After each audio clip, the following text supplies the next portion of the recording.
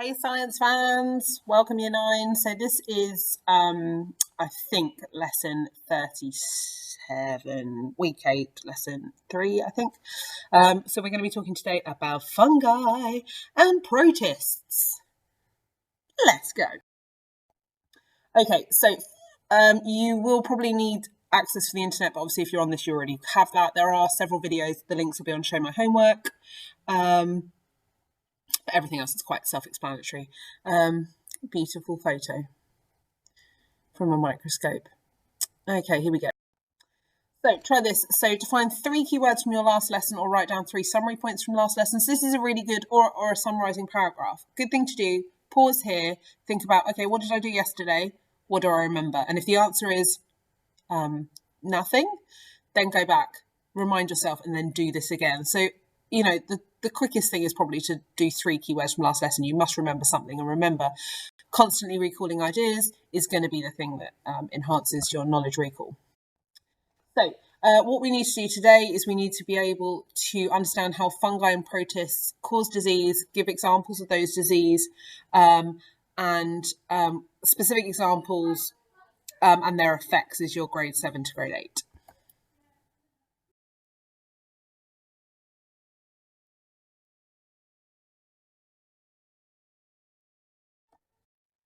So you've got 1 minute for this task. So diseases that can be caused by fungi or protists. Do you know any? Write some down if you know them. Pause me and jot some down.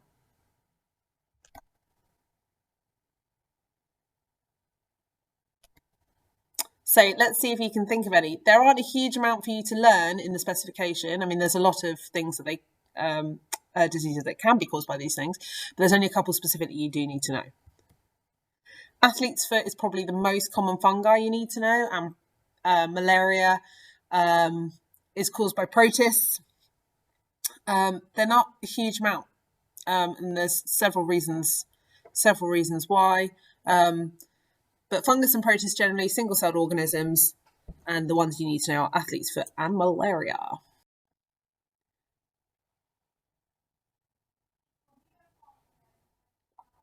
So athlete's foot is literally, as it sounds, it's often occurs in athletes and on their feet.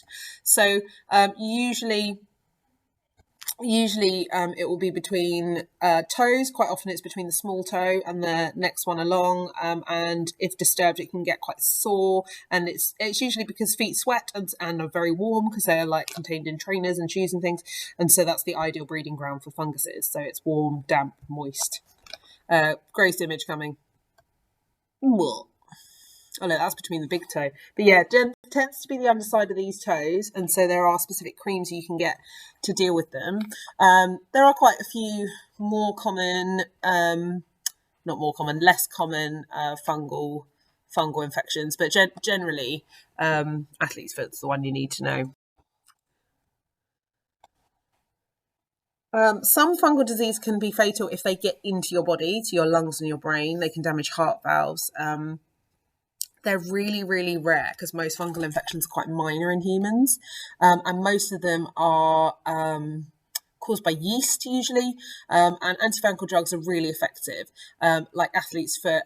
So Canesten antifungal cream. Canesten's also known to treat thrush in females, and thrush is also a fungal infection in the throat as well, but also can be a yeast infection in the vulva or in the vagina.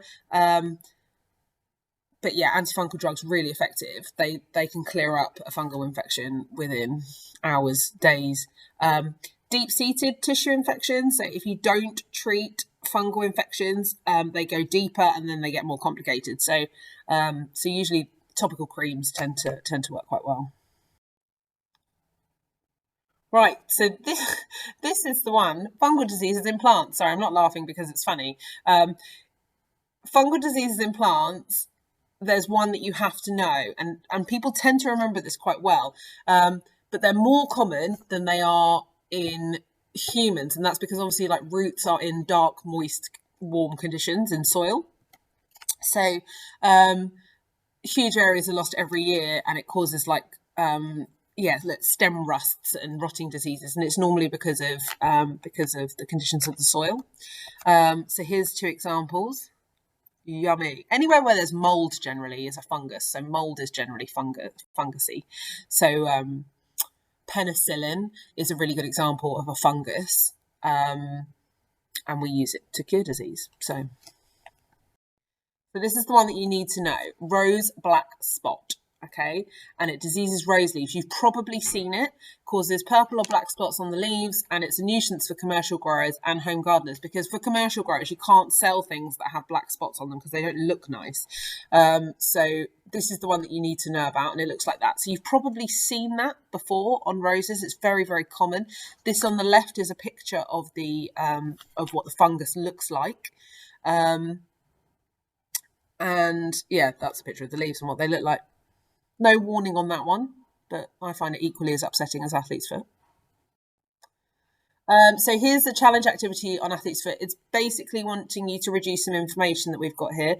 So on the next slide, or the internet, you might want to find information that I've not directly given to you. So it says produce an information poster. In your books, some bullet points, a little section square. I'd rather you reduce the information rather than expanded the information. So you need to know these on the specification, the symptoms, what the fungal infection can cause, how the spores are spread, and 3 ways of presenting it. So it should take you about 10 minutes. So on the next slide, there's lots of information. So symptoms, infections, spreading, prevention. Don't copy from the source material, explain in your own words. There's a lot of information on this slide. So I would, if I were you, if you are able to do it, is give each box a read and try and reduce it down to 1 sentence.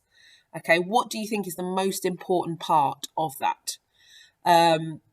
So you do not need to learn the name of the fungus, Diplocarpon rosea. You just need to reduce it down to 1 sentence. See if you can do that. Maybe the symptoms and the control, you'd want to reduce it down to a couple of sentences. But remember, we need to look at symptoms. We need to look, so we've got a lot of symptoms there. See if you can reduce that down to a little list, a little bullet point list. And diseases that it can cause.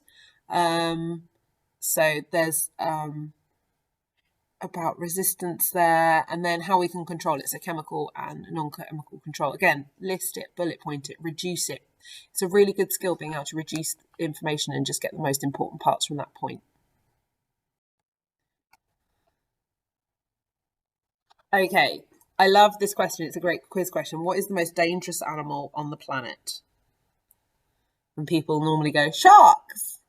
It's not. The world's biggest killers are these. They're mosquitoes. Mosquitoes are responsible for more deaths than any other animal in the world because of what they're doing right there. You can see that picture. That is a mosquito sucking the blood out of a human. But they sort of have a cycle of blood where they kind of put some in, suck some out, and they then pass on their protozoan.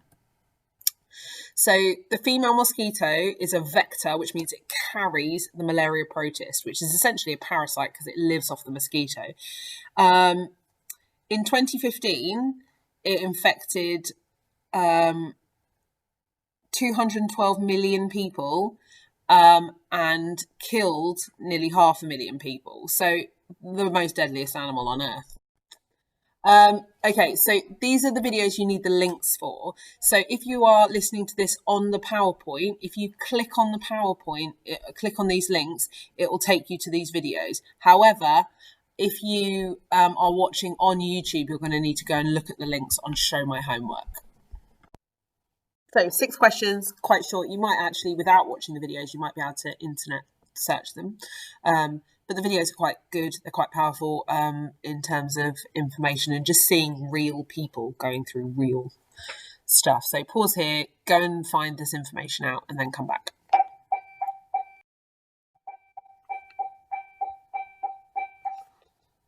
Great timing. So you can mark your own work. All the answers are coming up on the next slide.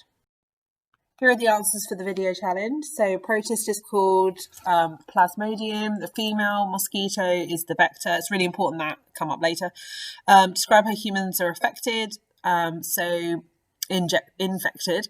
So it's during biting, the saliva of the mosquito passes the parasite, passes the plasmodium into humans, and it causes damage in the liver and the blood cells because they use those for reproduction as well. It causes fever, shaking, and can be fatal. Malaria can be treated with a combination of drugs like anti-malarial drugs, but they're getting less and less effective because the parasites are becoming resistant to them. So that's a bit of a link to evolution.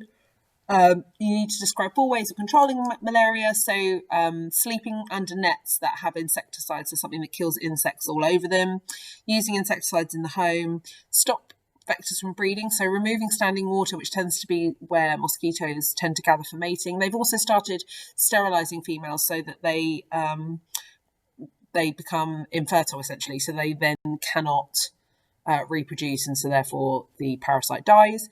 And travellers take anti-malarial drugs.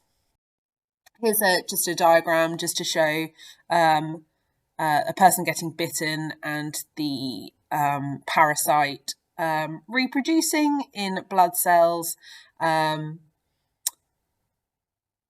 Yeah, that's it essentially, and then some reductions there. Now, if you're doing triple science, you do need to know how they reproduce the malaria. So if you are interested in that, there is a video on my YouTube channel about the reproduction of fungi and malaria, but trilogy students don't need to know that.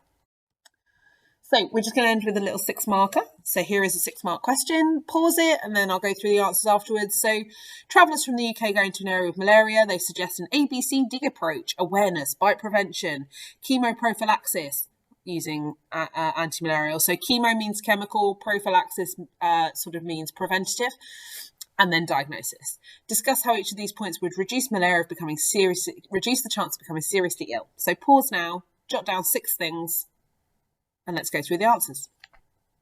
I'm going to go through the answers now. Make sure you've paused it if you haven't already. So awareness. If you avoid malarial areas and be aware that malaria is in the region, you're more likely to be prepared for it. Bite prevention. So using insecticides, sleeping under nets. You'll always get a mark saying nets when it comes to anything to do with malaria. Put nets on the windows and doors, insect repellent, and it reduces the chances of you getting bitten, therefore contracting malaria. Take anti-malarial drugs that kill the parasites in the blood, so that's chemoprophylaxis. And diagnosis, so make sure if you have any symptoms of malaria, any fever or anything like that, you get early treatment and it's more likely to be effective. You need to have a blood test because the blood is where the parasite will live, there in the liver. Okay, so hopefully you can explain how rose black spot affects the growth of a plant in your bullet points, and why it's expensive to stop the spread of malaria, because obviously it has to be it's a huge effort because it kills so many people, and lots of prevention.